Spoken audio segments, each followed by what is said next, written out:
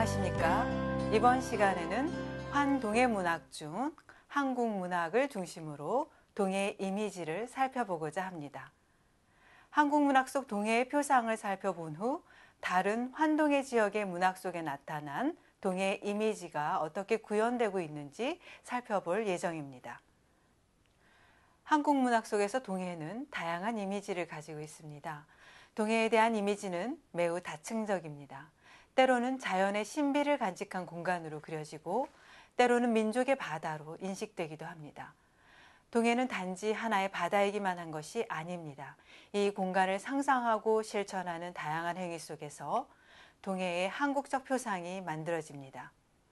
가령 여러분 중에도 동해를 한 번쯤은 여행한 경험을 가지고 있을 것입니다. 우리나라에서 동해는 가장 대표적인 휴가지의 하나일 것입니다. 그런데 한국 문학 속에서 이러한 동해의 이미지는 그 뿌리가 역사적으로 더 멀리 거슬러 올라갑니다. 많은 조선시대의 문인들이 동해와 그 주변 지역을 여행하고 글로 옮겨 놓았습니다. 하루아침에 동해에 대한 이미지가 완성된 것이 아니라는 이야기이지요. 역사적으로 오랜 경험과 상상이 쌓여 오늘의 동해를 만들어 놓은 것입니다. 이런 관점에서 본 강의는 문화적으로 형성된 동해에 대한 이미지가 문학작품 속에서 어떻게 그려지고 있는지 구체적인 작품을 분석하면서 살펴보고자 합니다.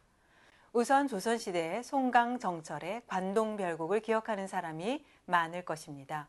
국어교과서에 실려있는 그의 작품을 한 번쯤 접해보았을 것입니다. 송강정철의 관동별곡을 첫 번째 예로 들어보겠습니다. 송강정철의 관동별곡은 송강의 첫 개인 시가집 송강가사에 실려 있습니다. 이 작품은 그의 다른 작품, 즉 삼이인곡과 속미인곡 등과 더불어 유명한 가사 작품입니다. 관동별곡은 송강정철이 1580년 강원도 관찰사로 부임했던 시절 관동산수를 유람하며 쓴 기행가사입니다. 그 내용을 살펴보겠습니다. 산중을 매양 보랴 동해로 가자스라 남녀 완보하여 산영루에 올라가니 영농 벽계와 수성 제조는 이별을 원하는 듯 정기를 떨치니 오색이 넘노는 듯 고각을 섭분이 해운이 다 걷는 듯 명삭길 닉은 말이 취선을 빚기 싫어 바닥을 곁에 두고 해당화로 들어가니 백구야 나디 마라 내 벗인 줄 어띠 아난 이화는 발셔 디고 접동새 슬피 울제 낙산 동반으로 의상대에 올라 앉자 일출을 보리라 밤뚱만 니러 하니 상운이 집히는 동 육룡이 밭되는 동 바다해 떠날 째는 만국이 이리더니 천둥에 티 뜨니 모발을 해이로다 아마도 녀구름 근처에 머물쉐라 시선은 어디 가고 해타만 남았나니 천지간 장한 기별 자셔이도 할셔이고 현대어가 아니어서 좀 어렵게 느껴질 수도 있을 것 같습니다. 그러나 의미를 이해할 수 없다 할지라도 전체적으로 음악적인 율격이 느껴지시지 않습니까? 또 생동감 넘치는 언어로 표현된 동해의 풍광이 사실적으로 다가옵니다. 우선 첫 번째 예문을 현대적으로 표현해 보겠습니다. 이 부분은 산영루에서 해금강에 이르는 여정을 보여주고 있습니다. 산중만 보겠느냐 동해로 가자꾸나 교자 타고 천천히 산영루에 올라가니 맑은 시내와 우는 새가 이별을 한탄하는 듯 기발을 떨치니 오색이 넘노는 듯 고각을 울리니 바다구름이 거치는 듯 모래길 익은 말이 취선을 비스듬히 실어 바다를 곁에 두고 해당화 밭으로 들어가니 갈매기야 날지 마라 내 벗인 줄 어찌 아느냐 라는 내용입니다. 여기에서 동해는 어떤 모습인가요? 취한 신선을 비스듬히 태우고 해당화 밭으로 가는 말을 떠올려 보면 작가가 동해를 신비한 공간으로 그리고 있다는 것을 알 수 있습니다. 동해는 신선이 시를 쓰는 것처럼 아름답습니다. 중요한 것은 이러한 자연의 아름다움이 마음 상태와 직접적으로 연결되어 있다는 것이겠지요. 마음과 산수가 하나로 결합되어 있는 것입니다. 두 번째 예문도 마저 읽어보겠습니다. 이 부분은 동해의 장엄한 일출 장면을 그리고 있습니다. 뱃꽃은 벌써 지고 접동새 슬프게 울 때 낙산 동편으로 의상대에 올라 앉으니 일출을 보리라 밤중에 일어나니 상서로운 구름이 지피는 듯 6마리 용이 받치는 듯 바다를 떠날 때는 온 세상이 우동터니 하늘 가운데 떠오르니 머리카락도 해일 것처럼 밝구나. 아마도 가는 구름 근처에 머물시라. 옛 시인은 어디 가고 시만 남았는가. 천징한 장한 기별 자세하기도 하구나 라는 내용입니다. 정철이 경험한 일출 장면과 우리의 경험이 어떤 동일성을 지니고 있지 않습니까? 동해의 일출은 시대가 변하고 사회가 변해도 그대로임을 보여줍니다. 그런데 그 표현법에 있어서는 차이가 있습니다. 해가 떠오르는 모습을 6마리 용이 하늘로 용솟음 치듯 떠오르는 것으로 표현한 것에서 알 수 있듯 옛 사람들은 동해의 모습을 신성한 것으로 표현하고 있습니다. 옛 사람들은 동해를 인간이 근접할 수 없는 신선이 머무는 곳으로 이해했던 것입니다. 이는 오늘날과는 많은 차이를 지닌 부분입니다. 그러나 그 표현 방식이 달라졌다 해도 동해를 떠올릴 때 한국인이 지닌 고유의 정서가 존재한다는 것을 알 수 있습니다. 신성하고 아름다우며 장엄한 동해의 모습은 아마도 우리 문화가 지닌 문화적 유전자 혹은 무의식이라고 말할 수 있겠지요. 이처럼 정철의 관동별곡을 비롯한 근대 이전 문학 작품 속에서 동해는 신비한 자연의 아름다움을 갖춘 공간으로 표상되고 있습니다. 이러한 동해의 이미지가 근대 세계에서는 하나의 풍경으로 이해됩니다. 신성한 공간으로부터 분리되어 인간의 시각에 의해 재구성됩니다. 따라서 고전 문학 속에 표성된 신성을 지닌 동해의 모습은 그 의미를 상실합니다.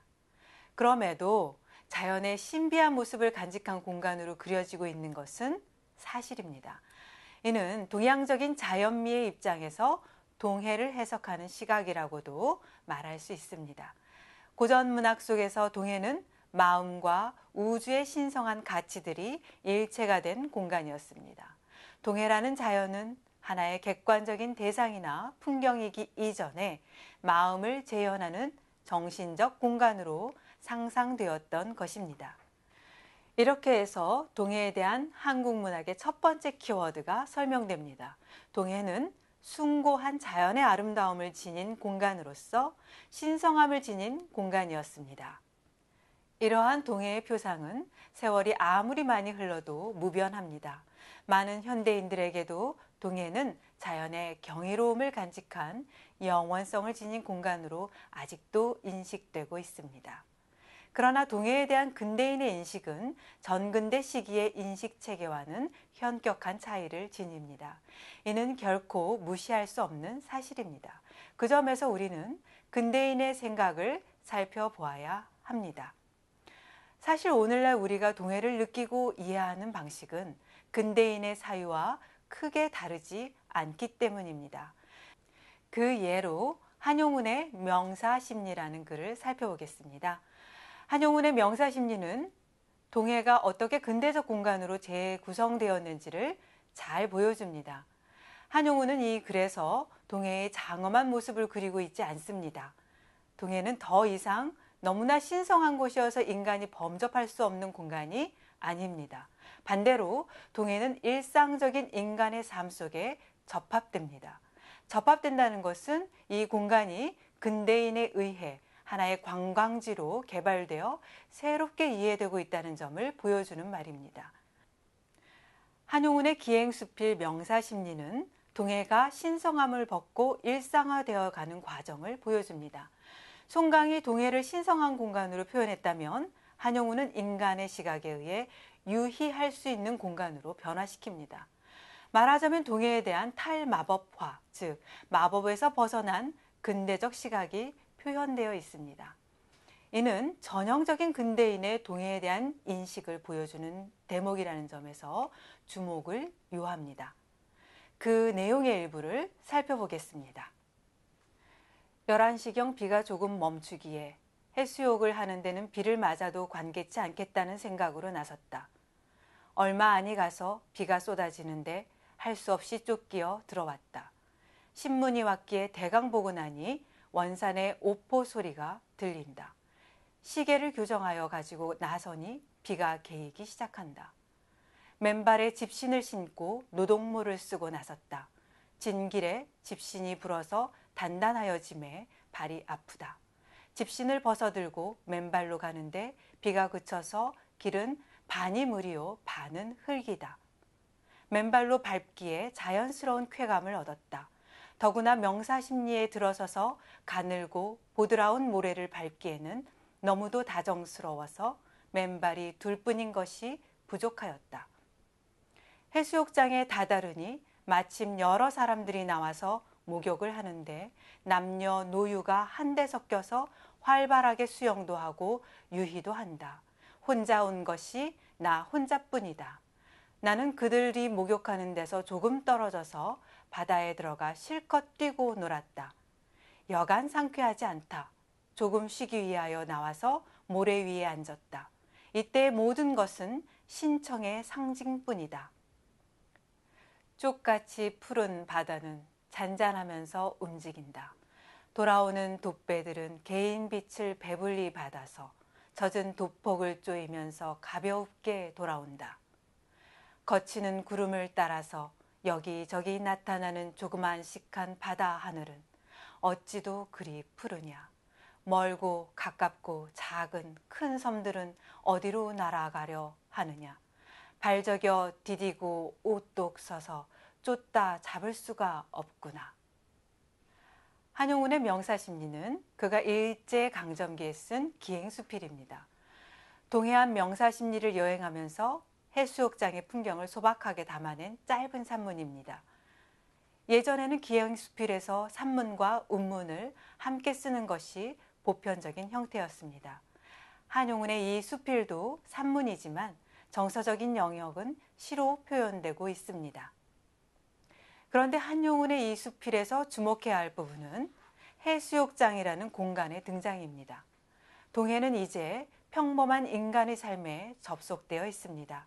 숭고하고 초월적인 신비가 작용하는 공간이라기보다는 인간의 시야 안에 들어와 있는 철저하게 인간화된 공간으로 그려지고 있는 것입니다. 즉, 근대 이후 사람들은 고전적인 숭고함을 해체하고 동해를 인간들이 향유하는 공간으로 재구성합니다. 예를 들어 해수욕장이라는 공간은 일상세계를 일탈하여 휴식을 제공하는 여가 공간을 의미합니다.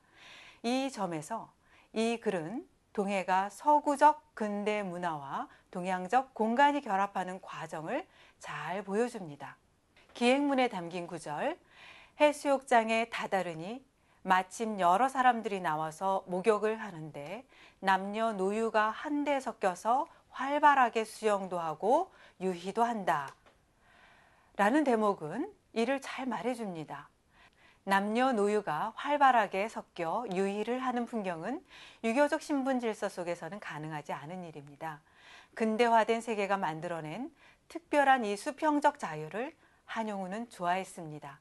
신청, 즉 새로운 푸르름이라고 쓰고 있습니다. 우리는 이 글을 통해 현대인의 의식 속에 근대인의 동해에 대한 생각이 원형으로 담겨 있음을 알 수 있습니다.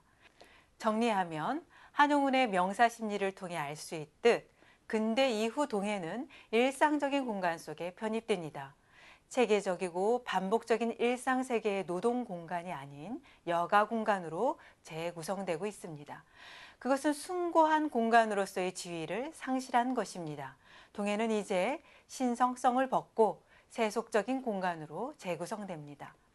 한용운의 이 글은 이러한 변화 과정을 잘 보여줍니다. 그런데 한용운의 이러한 생각은 현재 우리가 동해를 생각하는 보편적인 이미지이기도 합니다. 동해는 일하는 공간이기 이전에 일반적으로 휴식과 유희를 제공하는 공간입니다. 한국 문학 속의 동해의 모습이 현재의 우리 사회에서 통용되는 동해에 대한 인식을 이해하는 데 중요한 단서를 제공하고 있다는 것을 분명히 알 수 있습니다. 동해의 표상을 이해하는 두 번째 키워드가 밝혀졌습니다. 즉 동해는 여가 공간으로서의 의미가 큽니다.